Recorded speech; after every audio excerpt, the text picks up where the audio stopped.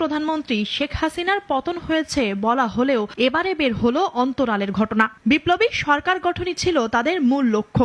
শেখ হাসিনা দ্রুত পালিয়ে যাওয়ায় সময় পাননি তারা। নাগরিক টেলিভিশনে দেওয়া এক সাক্ষাৎকারে একথা জানিয়েছেন বৈষম্য বিরোধী ছাত্র আন্দোলনের মুখ্য সমন্বয়ক আব্দুল হান্নান মাসুদ। বলেছেন, কোটা সংস্কার আন্দোলনের সূত্র ধরে সরকার পতন না ঘটলে বিকল্প পরিকল্পনাও ছিল তাদের। 16 তারিখের আগে যদি সরকার দাবি মেনে নিত তাহলে হয়তো বা আমাদের এই আন্দোলনটা, আমাদের এই সংগ্রামটা তো আর যেই সংগ্রাম আমরা গণতান্ত্রিক ছাত্র শক্তির ব্যানারে শুরু করেছিলাম সেই সংগ্রামটা শেষ হয়ে যেত না, সেটা তো চলমান থাকতো। সেটা অন্য আরেকটা পরিকল্পনা, সেটা হয়তো পরবর্তী আরেকটা সুযোগের অপেক্ষাই থাকতো।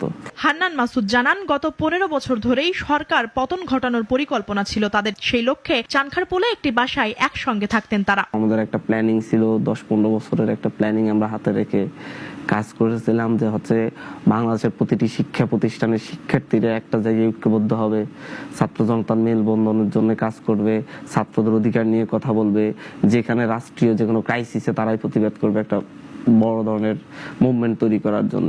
রাষ্ট্র ব্যবস্থা পুরোপুরি ঢেলে সাজাতে চান এই সমন্বয়ক। তার মতে, সে লক্ষ্য পূরণে বাধা হয়ে আসছে বড় বড় রাজনৈতিক দলগুলো। তাই দ্বিতীয় বিপ্লবের কথাও বলেন হান্নান মাসুদ। সেই জায়গা থেকে আমরা যে বাংলাদেশের স্বপ্ন দেখি সেটা হয়তো